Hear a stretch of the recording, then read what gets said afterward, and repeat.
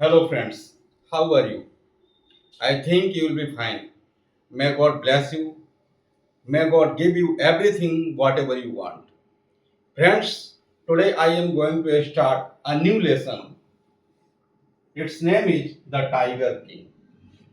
The Tiger King has been taken from your book Vistas. Okay? It has been written by Kalki Krishnamurti. Kalki Krishnamurti. You have to remember the name Kalki Krishnamurti, and in the book there is mentioned only Kalki. बहुत ही interesting story है और इसमें विभिन्न बिंदुओं पर हम चर्चा करेंगे। इसमें ये बताया गया है कि what does the man do when he is predicted about his death. एक व्यक्ति अपने बचाव में, अपने खुद को बचाने के लिए न जाने कितनों को मौत के घाट सुला देता है। वह इंसान भी हो सकता है, जानवर भी हो सकता है, क्योंकि यहाँ पर द टाइगर किंग मेंशन किया गया है। तो किंग तो कोई पर्सन है, लेकिन टाइगर इसका नाम इसलिए रखा गया क्योंकि उसने कसम खा ली थी कि हम टाइगर्स को पूरी तरीके से नेस्तनाबूद कर देंगे।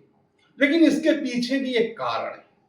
आप जब इस चैप्टर को पूरी तरीके से समझेंगे तो ये सोचेंगे कि वास्तव में इसमें कौन कौन से कारण जिम्मेदार हैं जिसकी वजह से उसने इस कदम को उठाने पर मजबूर हुआ। ओके, ऐसा कदम उठाया। आप थोड़ा सा एनालिसिस कर लेंगे तो ये है कि ये एक सेटारिकल स्टोरी है। सेटारिकल मतलब है व्यंग्यात्मक, लेकिन मैं इसमें ह्यूमर भी भरता हूँ, ट्रेजेडी भी भरता हूँ, सेटायर भी है। ठीक है ना, ह्यूमर भी है, हंसी है, ट्रेजेडी है यानी दुख है, और यहाँ पर सेटायर यानी व्यंग्यात्मक कहानी भी है। Highlights the foolish pride of Kings. कभी कभी इंसान जो है बेवकूफी कर जाता है, वह बेवकूफ बन जाता है।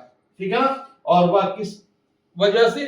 केवल अपने मरने की वजह से, जबकि ये पता है कि one who is born is to die. जिसने जन्म लिया है उसकी मृत्यु निश्चित है।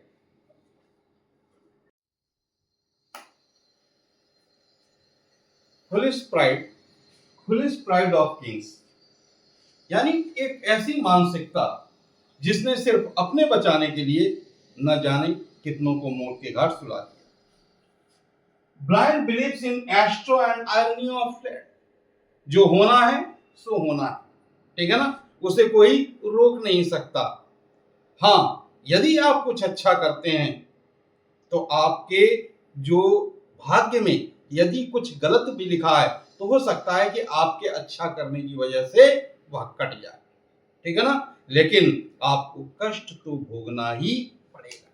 ठीक है ना, कष्ट भोगना पड़ेगा, लेकिन वह जो है क्या उसको फेस करने की, यदि आप अच्छा करते हैं तो आपके अंदर जो है उसको फेस करने की, उसका सामना करने की हिम्मत हो जाएगी। आयरनी ऑफ फेट ये मैं आपको लास्ट में समझाऊंगा कि किस प्रकार से ये है आयरनी ऑफ फेट है, क्योंकि यदि हम अभी बता देते हैं तो इस कंडीशन में कहानी का मजा किरकिरा हो जाएगा। इसमें मेन कैरेक्टर्स हैं किंग ऑफ प्रतिबंधपुरम, इनका बहुत लंबा चौड़ा नाम है। ठीक है ना, लेकिन इन्हें शॉर्ट में कहा जाता है द टाइगर।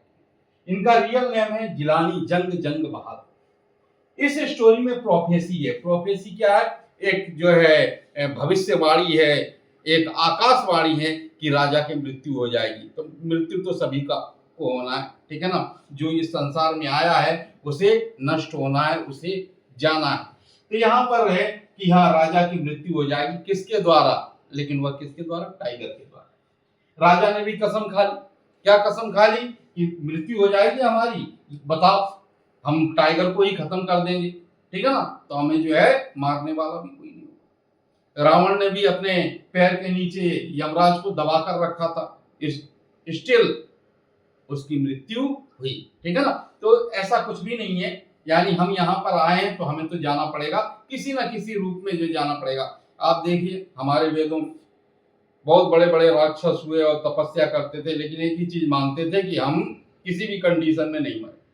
लेकिन ईश्वर भी उसका काट निकाल लेता था और वह किसी न किसी स्थिति में उसको मृत्यु दे देता था। क्यों? अगर ऐसा नहीं हुआ तो प्रकृति का जो बैलेंस है वह डिस्टर्ब हो जाएगा। यहाँ पे सब जो है जिंदा ही रहेंगे। ओके, और उस कंडीशन में क्या होगा, you can understand. Once empire in danger because of British officer, ये कहानी का एक पार्ट है जहां पर जो है इस वजह से इस टाइगर ने यानी उस साम्राज्य को क्या खतरे में डाल दिया। Irony, Kings thinking about shooting 100 tiger killed by one of the hunters, यानी इंसान कुछ सोचता है कि हाँ ये सब मैंने किया, लेकिन कभी कभी विधाता के द्वारा भी हो जाता है, दूसरों के द्वारा भी हो जाता है। क्लाइमेक्स क्या है, यानी यहाँ पर king bye wooden tiger sharp splinter affecting Kings and Kings operation death, ये आपको जो है कहानी के एंड में समझ में आएगा कि कैसे, क्योंकि यहाँ पर जो है कहानी का मजा जो है मजा नहीं आएगा कि हाँ क्यों, ये कहानी का अंतिम पार्ट है। लास्ट है थीम्स आयरनी ऑफ फेट, जैसा कि मैंने बताया आयरनी ऑफ फेट क्या है, ठीक है ना। तो हम इस कहानी के लास्ट में बताएंगे कि ये आयरनी ऑफ फेट कैसे है, लेकिन इसमें कुछ सुपरस्टिशंस भी हैं और मैसेज ये है कि कुल मिला के कि कोई भी मौत से नहीं बच सकता। अब यहाँ पर ज्यादातर मौत के बारे में कही गई है, तो ये समझ लीजिए कि इस कहानी का मेन शीर्षक मौत है और जिसके ऊपर ये पूरी कहानी चली है बनी, ठीक है ना। ना तो ये डेथ जैसा वर्ड आता और ना ही इस कहानी का निर्माण होता। इस कहानी में जो कैरेक्टर है वह है प्रतिबंधपुरम के महाराज। Pratibandhpuram is the name of the state, वहां के महाराज की एक कहानी है। महाराज से पहले ये एक शिशु एक राजा के यहां इन्होंने जन्म लिया। इसके बाद इनका जो एक लंबा चौड़ा नाम रखा गया, उस नाम में ये भी शामिल था जिलानी जंग बहादुर मीन। लेकिन MAT, CAT, ये जो MAD, ये सब जो है इनके एडजेक्टिव यूज किए गए इनके नाम के साथ साथ। शॉर्ट में इतना लंबा कौन बोले, ठीक है ना, शॉर्ट में रख दिया गया इनका नाम Jilani tiger king, right. Tiger king का जन्म एक ऐसे नक्षत्र में हुआ था जिस नक्षत्र में, जिस ग्रह में हर किसी का नहीं होता। जब इनका जन्म हुआ तो आप समझ जाइए ये राजकुमार हैं, ठीक है ना, एक महाराज के यहाँ, राजा के यहाँ जन्म लेते हैं। जन्म होने के पश्चात इनको जो है एक सभा का आयोजन किया जाता है, बहुत सारे विद्वानों को बुलाया जाता है और उस सभा में ये बताया जाता है, उसका जो महापंडित होता है ये कहता है कि इस राजकुमार की, इस बच्चे की तो मृत्यु हो जाएगी। अब ये बताइए आप, किसी बच्चे का जन्म हो रहा है, उसके यहाँ खुशी का माहौल है और कोई कहे कि देख के अरे यार इसकी तो मृत्यु हो जाएगी। दूसरे जो शास्त्री थे, पंडित थे, एस्ट्रोलॉजर थे, उसने कहा ये तो मरेगा, हम लोगों को भी मरवाएगा। उसने कहा जो सच है वो तो सच है, कि यार सच है, सच दबा कर रखो। सच कहने का भी एक समय होता है, कि कोई समय नहीं होता। इस बच्चे की मृत्यु हो जाएगी। मृत्यु सुनकर उस बच्चे ने जो है अचानक आवाज लगाई। जब उसने आवाज लगाया, गुर्राया, बोला, तो सब इधर उधर देखने लगे। उसने कहा इधर उधर देखने की जरूरत नहीं है, you can see me in the cradle, I am the Prince, क्योंकि मैं राजकुमार हूं। बताओ मृत्यु क्यों होगी। जब औरों ने सुना कि 10 दिन का बच्चा इतने क्लियर वॉइस में बात कर रहा है, तो निश्चय ही है कि इस एस्ट्रोलॉजर में दम तो है। उसने देखा उसे, फिर उस बच्चे ने कहा कि जो इस संसार में आया है उसकी मृत्यु तो निश्चित है, अगर कुछ इसमें स्पेशल है तो मुझे बताओ कि मेरी मृत्यु क्यों होगी, what will be the reason of my death. Astrologer ने उसे फिर देखा और देखते ही कहा कि इसका जन्म यानी बुल के नक्षत्र में हुआ है, और बुल और टाइगर एक दूसरे के दुश्मन होते हैं, इसलिए इसकी मृत्यु का कारण टाइगर होगा। वह राजकुमार ने जब इस बात को सुना तो वह बोला कि बिवेयर द टाइगर।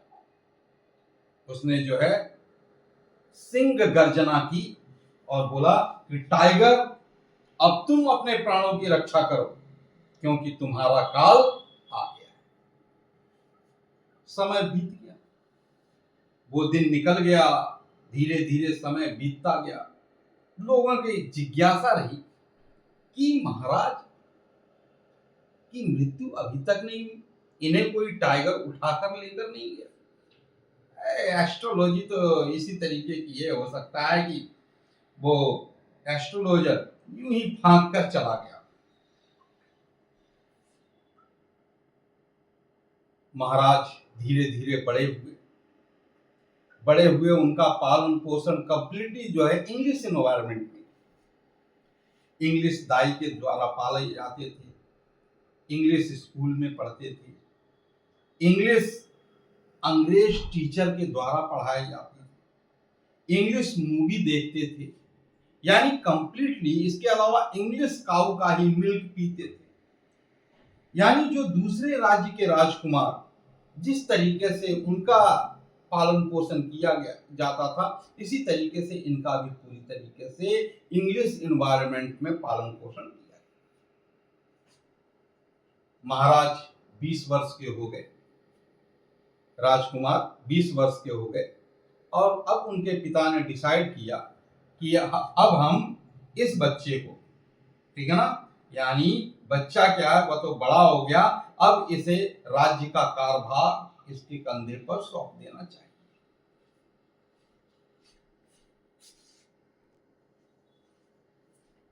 इसके कंधे पर राज्य का कारभार सौंप देना चाहिए। इस डिसीजन को लेने के पश्चात महाराज ने राजकुमार को राजा बनने के पश्चात अब समझ जाइए वही प्रोफेसी लोगों के बीच में चर्चा होने लगी कि महाराज तो अभी तक मरे ही। वो जो पंडित था, वो एस्ट्रोलॉजर था, वो उल्टा सीधा बक गया, और धीरे धीरे ये बात राजा के कान तक पहुंच गई। क्यों कि हर राज्य में चुगलखोर तो होती, महाराज के कानों तक पहुंचा दी कि महाराज वो एक एस्ट्रोलॉजर था, आपके जन्म के समय आपको याद हो कि नहीं, लेकिन महाराज हमारे पिताजी बताते हैं कि हाँ आप उस समय जो है दहाड़े भी थे, और उसने ये कहा था कि आपकी मृत्यु टाइगर के द्वारा हो जाएगी। महाराज ने कहा अच्छा ऐसा है, सैनिकों को तैयार करो, हंटर्स को तैयार करो, आज हम आखेट पर जाएंगे। आखेट मतलब शिकार पे जाएंगे। महाराज ने पूरा जत्था तैयार किया और वे आखेट पे गए, शिकार करने गए वहां पर, और महाराज ने जो है एक टाइगर को वहां मारा, शूट कर। मारने के पश्चात वे टाइगर को नगर में लेकर आए अपने राजमहल में, वहां पर टाइगर को पटक दिया और उससे कहा अपने दरबारी से कि जाओ उस एस्ट्रोलॉजर को बुलाकर लाओ जिसने ये कहा था कि मेरी मृत्यु का कारण टाइगर होगा। एक दरबारी गया, बुलाकर लाए। महाराज ने एस्ट्रोलॉजर से पूछा कि बताइए क्या। उसने कहा महाराज ये तो टाइगर, क्योंकि आपने मेरे जन्म के समय क्या कहा था कि मेरी मृत्यु टाइगर के द्वारा हो जाएगी, और आपके सामने देखिए तो टाइगर मरा पड़ा, ठीक है ना, मैंने इसे मार दिया। एस्ट्रोलॉजर ने कहा महाराज ये तो शुरुआत है, दिस इज द बिगिनिंग।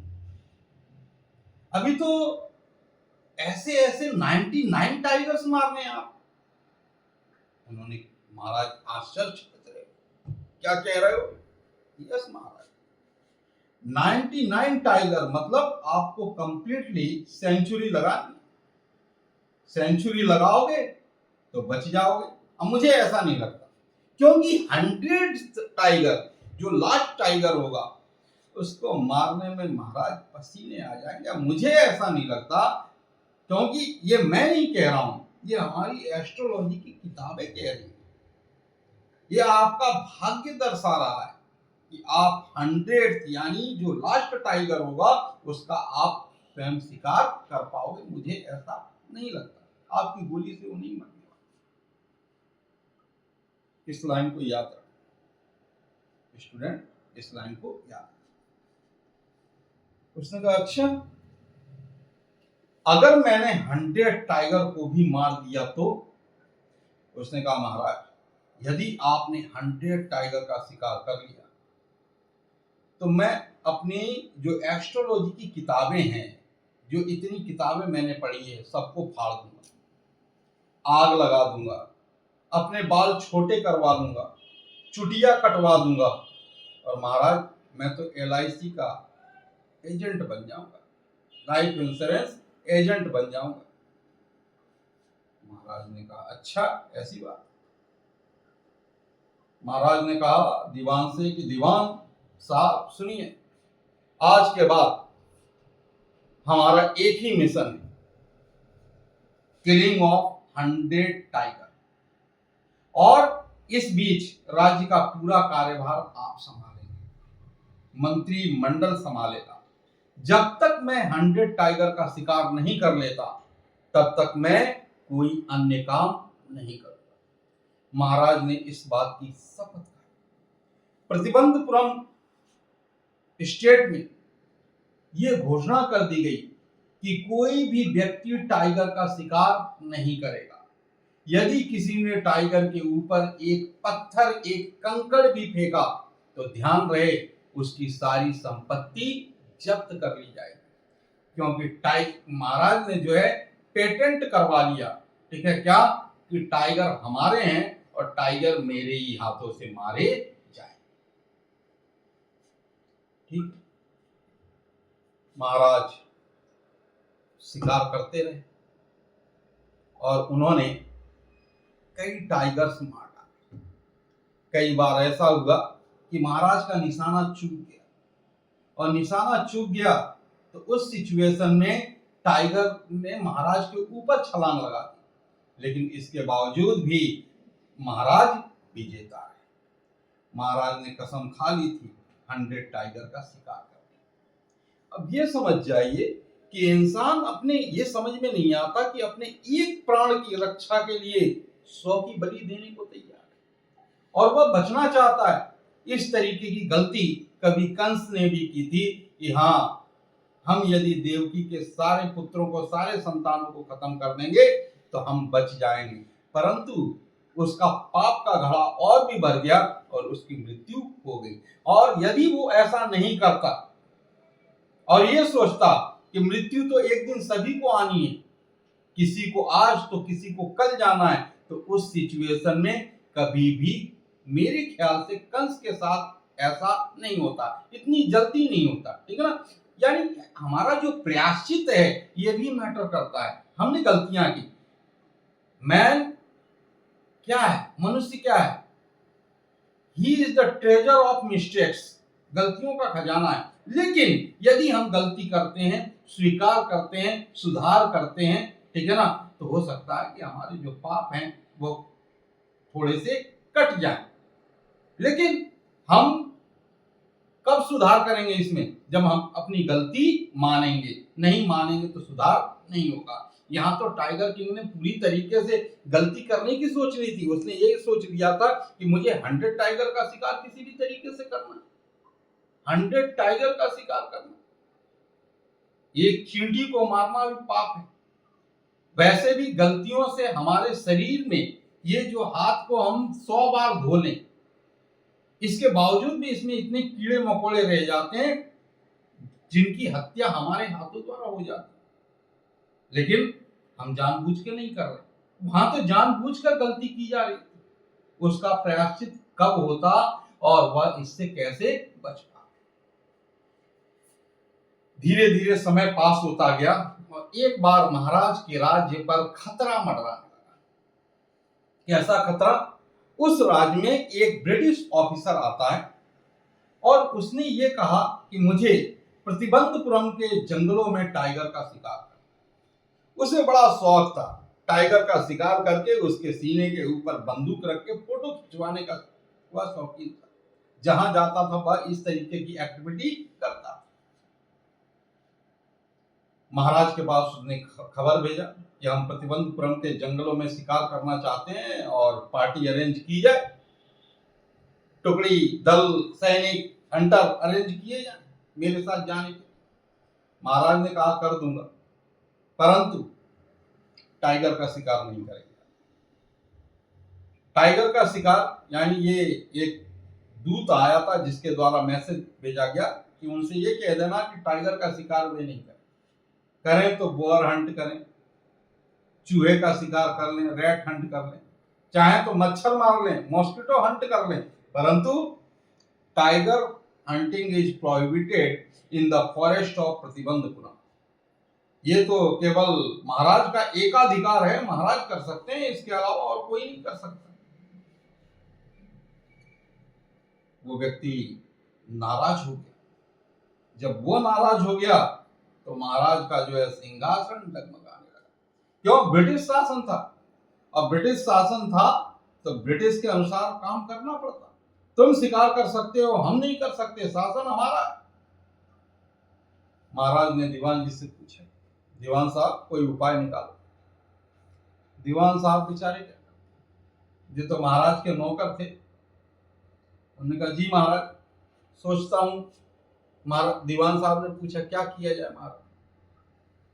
महाराज ने कहा कि मुझसे पूछ रहा है क्या किया, आप बताइए कि हमें क्या करना चाहिए। हमारे राज्य के ऊपर जो खतरा मंडरा रहा है, इस खतरे को कैसे जो है हम टालें।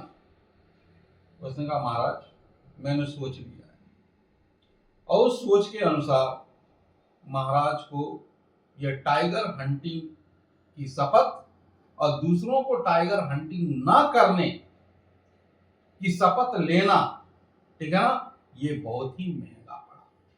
महंगा ऐसा पड़ा कि महाराज ने कोलकाता के ज्वेलर से कुछ 50 अंगूठियां मंगवाई, हीरे की अंगूठियां, और वह डायमंड रिंग ब्रिटिश ऑफिसर की पत्नी को भेजे गए। वह ये सोचकर कि ब्रिटिश ऑफिसर की पत्नी उसमें से एक दो रिंग पसंद कर लेंगी और एक दो रिंग पसंद करने के पश्चात बाकी के सारे रिंग वापस कर देंगे।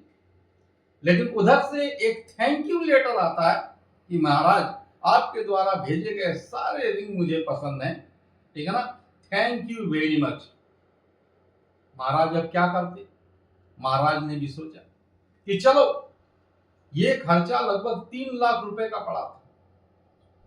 ये 3 लाख रुपए का खर्च महाराज ने सोचा कि चलो 3 लाख रुपए खर्च हुए तो हुए, परंतु हमारा राज्य तो बच गया। इस तरीके की सोच लेकर महाराज आगे बढ़े। महाराज यानी राज्य के ऊपर 3 लाख का खर्चा हो गया, यानी राज्य के ऊपर 3 लाख का कर्ज जो एक प्रकार से बढ़ गया। उस समय के 3 लाख 1929 इस तरीके की बात होगी, ठीक है ना। उस समय का और आज का यदि कंपेयर किया जाए तो ये 3 लाख जो है मेरे ख्याल से 300 करोड़ में चेंज हो जाएंगे। तब से न जाने कितनी महंगाई बढ़ गई, ठीक है। अब मैं तो इतना पुराना नहीं जानता हूं, लेकिन गोल्ड की कीमत 2003-2002 में 6000 रुपीज पर 10 ग्राम था। आज 1 लाख क्रॉस कर गया, 16 गुना।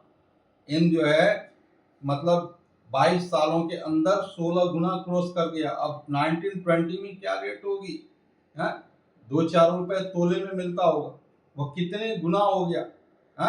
5,000 50,000 गुना हो गया हो।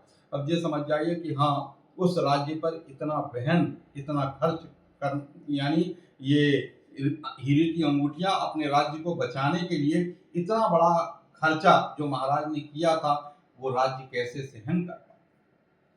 समय बीतता गया, धीरे धीरे धीरे महाराज ने अपने जंगल में 70 टाइगर के शिकार कर लिए। अब टाइगर जंगल में मिल भी नहीं रहे। महाराज ने सोचा क्या इन्होंने पॉपुलेशन यानी बर्थ कंट्रोल कर लिया या किसी अन्य वजह से टाइगर दिखाई नहीं दे रहे। एक दिन महाराज अपना गन साफ कर रहे थे। उस गन साफ करते करते महाराज ने दीवान साहब को बुलाया और उस बंदूक की नली दीवान साहब के सामने ही थी। दीवान साहब डर गए। ये एक प्रकार का हैलुसिनेशन होता है। हैलुसिनेशन क्या कि जब व्यक्ति के दिमाग पे कोई चीज चढ़ जाए तो वही चीजें दिखाई देती है। टाइगर किंग को मतलब टाइगर के अलावा कुछ दिखाई नहीं देता है, ठीक है ना। उसे केवल हर समय उनके दिमाग में क्या है, टाइगर रहता है। कि क्यों? क्योंकि उनका जो उद्देश्य था 100 टाइगर को मारने का, वह किसी कंडीशन में पूरा कर।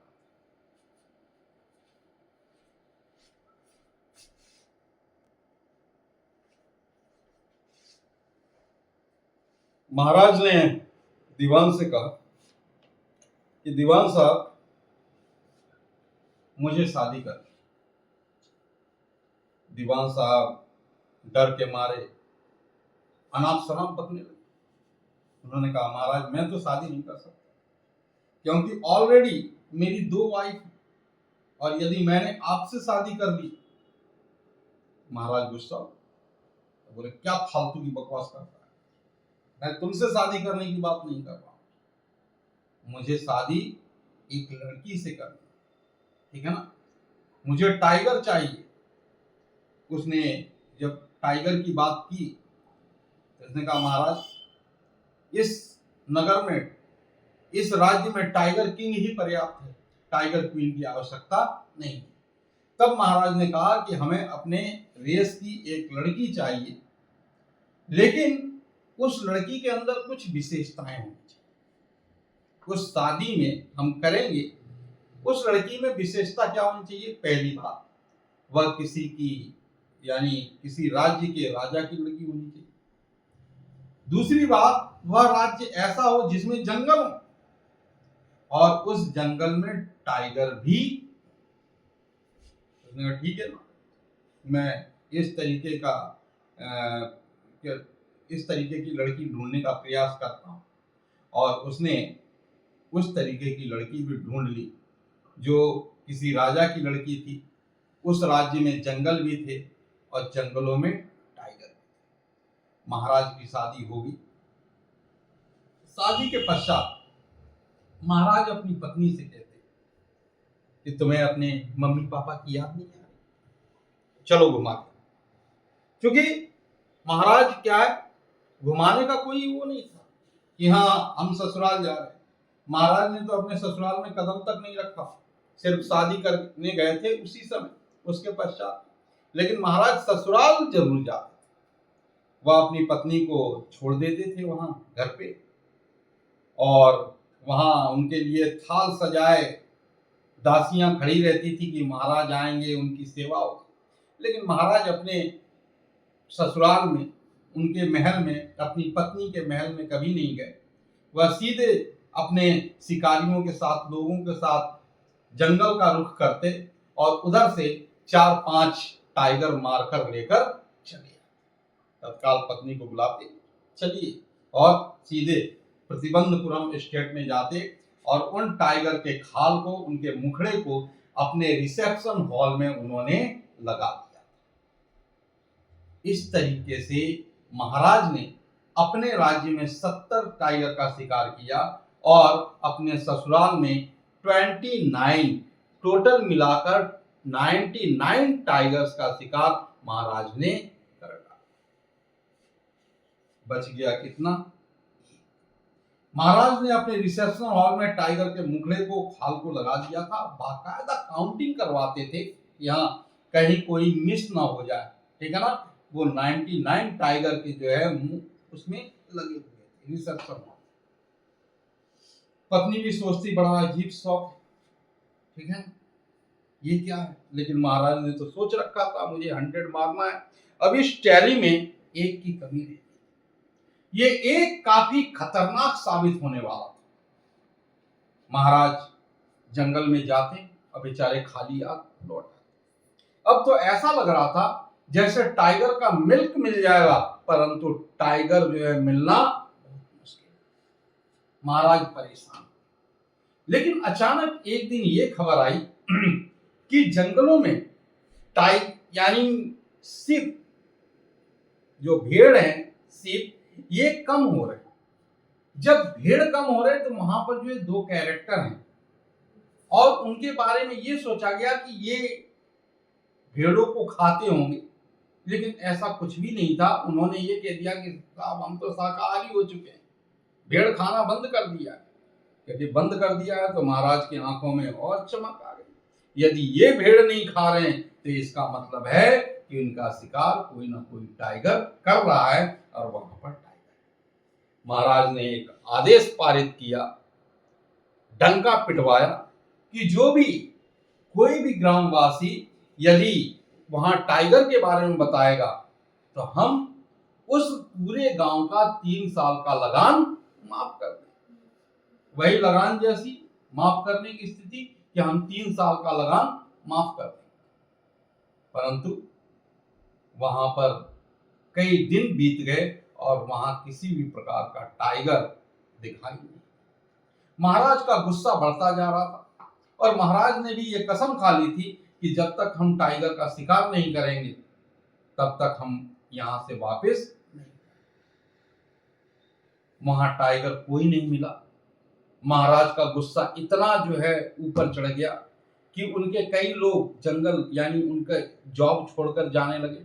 महाराज किसी से भी उल्टा सीधा बोल देते, ठीक है ना, लोग छोड़कर जॉब जो है उन्होंने छोड़ दिया। लेकिन महाराज उस जंगल से लौट कर नहीं आए, कुछ शिकारी भी उनके साथ थे और महाराज के अनुसार, ठीक है ना, वह ये अध्याय यहां से समाप्त करके ही वहां पर दीवान को उन्होंने बुलाया और दीवान से कहा कि दीवान साहब, लग रहा है अब आपका दिमाग काम नहीं कर रहा है और आप इस जॉब के लायक नहीं है। कल अपना जो है रेजिग्नेशन लेकर आना। यदि टाइगर नहीं मिलता है तो आपको ये जॉब क्विट करनी पड़ेगी, आप चाहिए। दीवान साहब काफी परेशान, वे सीधे घर गए। घर जाने के पश्चात वे मुंह लटकाए बैठे थे। दीवान साहब की 2 पत्नियां। दीवान साहब का दिमाग काम नहीं कर रहा। कभी कभी जो है इनका दिमाग काम कर जाता है बहुत अच्छी तरीके से, और वैसा ही हुआ कि उनकी पत्नियों में से एक ने पूछा कि बताओ परेशान क्यों। उन्होंने कहा अरे यार तुम फालतू की बात मत करो, तुम तो अपना काम। अरे काम तो करेंगे लेकिन बताओ क्यों मुंह लटकाए बैठे। उन्होंने बताया यदि महाराज को टाइगर नहीं मिला तो ये समझ जाइए कि अपनी छुट्टी कहां जाएंगे, क्योंकि अब कोई हमें जॉब नहीं। पत्नी ने कहा बस इतनी छोटी सी बात, इसका समाधान हमारे पास है। क्या फालतू बकवास करती हो, समाधान है, बताओ क्या समाधान। बोले टाइगर कहां नहीं है, कि जंगलों में नहीं है, चिड़ियाघर में तो है। वो ये समझ जाइए कि दीवान की आंखों में चमक आ गई। दीवान ने बड़ा आशीर्वाद दिया पत्नी को, क्योंकि वास्तव में तुम सही अर्धांगिनी हो, तुमने तो हमारी बहुत बड़ी समस्या सॉल्व कर दी। लेकिन एक समस्या है, वहां से क्या टाइगर हम लेकर आ पाएंगे? बोले बिल्कुल आ जाए।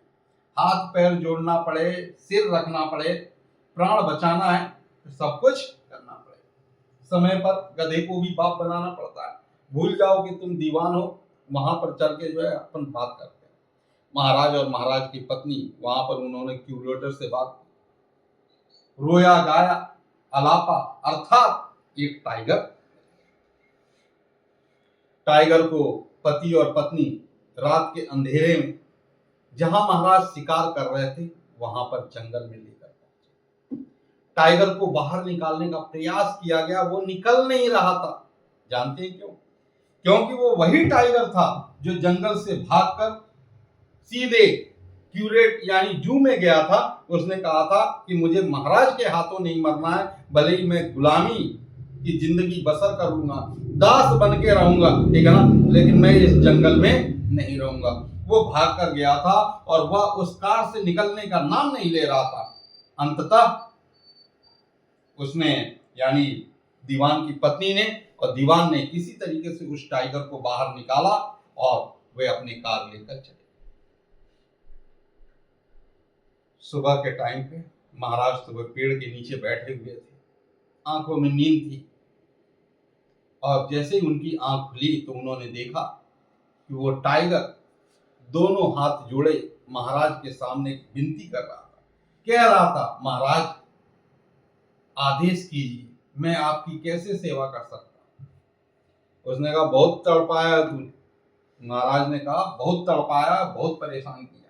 महाराज ने अपनी गन उठाई और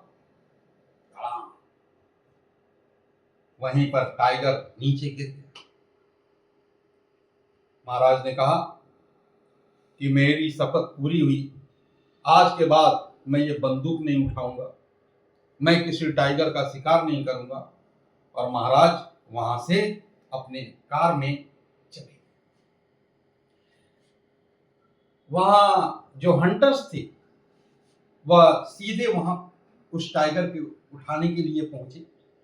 महाराज ने कहा था कि बड़े इज्जत सम्मान के साथ इस टाइगर को यहाँ पर नगर में लेकर पहुंचे।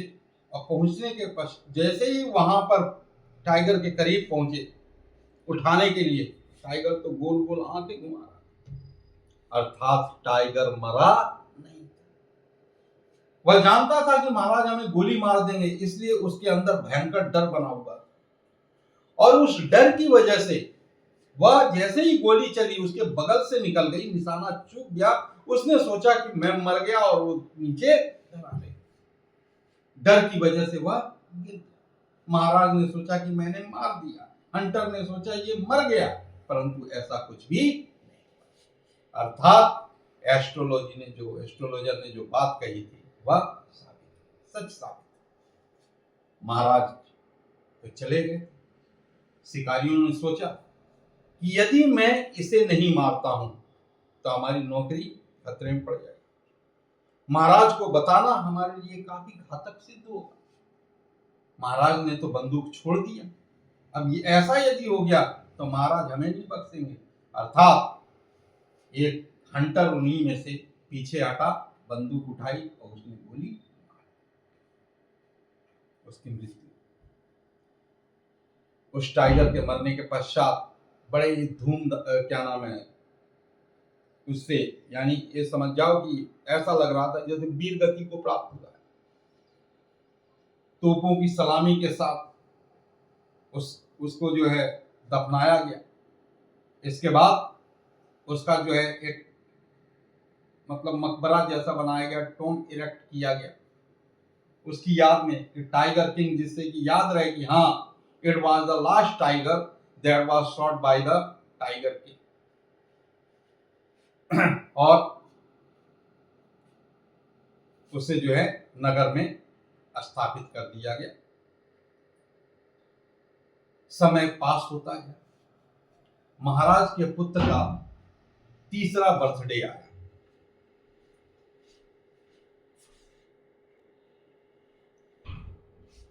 महाराज के पुत्र का तीसरा बर्थडे आया और बर्थडे महाराज धूमधाम से मनाना चाहते थे, अपने पुत्र को कुछ गिफ्ट देना चाहते थे। उसका सबसे बड़ा फैक्टर यह था कि महाराज ने पहले 2 बर्थडे मनाए ही, शामिल ही नहीं हुए थे। क्यों? क्योंकि उनका जो है साफ कह दिया था कि जब तक मैं 100 टाइगर का शिकार नहीं कर लेता तब तक मैं राज्य का कोई भी कार्य नहीं करता। तीसरा बर्थडे आया तो महाराज ने सोचा हम अपने बच्चे को कुछ गिफ्ट दें। महाराज प्रतिबंधपुरम के मार्केट में गए, लेकिन उन्हें कुछ ऐसा गिफ्ट दिखाई नहीं दे रहा था जिसमें कि कुछ मजा आए। ढूंढते ढूंढते महाराज एक दुकान पे पहुंचे और उन्हें जो है वुडन टाइगर दिखाई दिया। वुडन टाइगर दिखाई दिया तो महाराज की यादें ताजी हो गई और उन्होंने सोचा कि यहाँ पर कुछ गिफ्ट तो मिल नहीं रहा है, इससे बेहतर है कि ये ले, ये यादें बनी रहें, क्योंकि इससे अच्छा गिफ्ट और कोई हो नहीं सकता। उन्होंने टाइगर क्या नाम है शॉपकीपर से उसका प्राइस पूछा, क्योंकि उसकी कीमत सिर्फ 2.25 आने थी। 2.25 आना 16 आने का 1 रुपए होता है। एक तरीके से देखें तो 2.25 आने की कीमत वही हो गई 17 पैसे, 70 पाइस, 17 पाइस, 17 पाइस, इतनी जो है कीमत थी।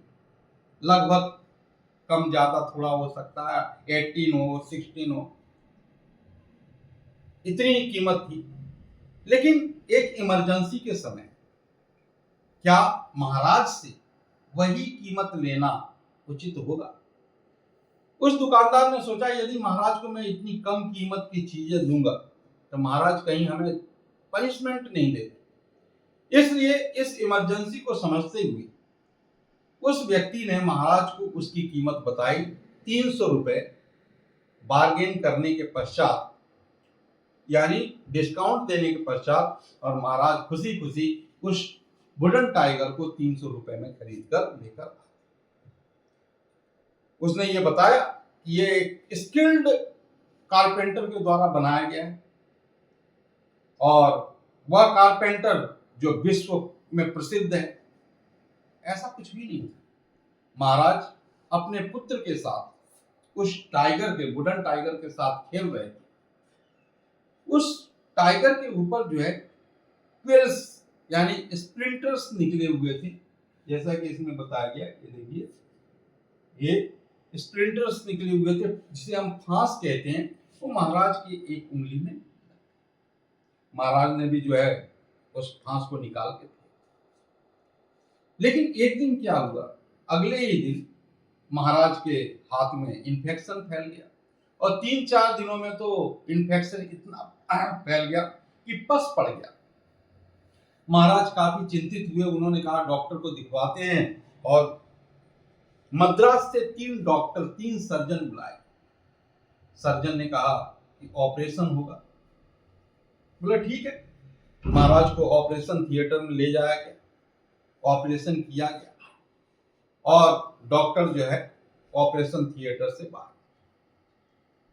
उन्होंने कहा कि operation is successful but the king is dead.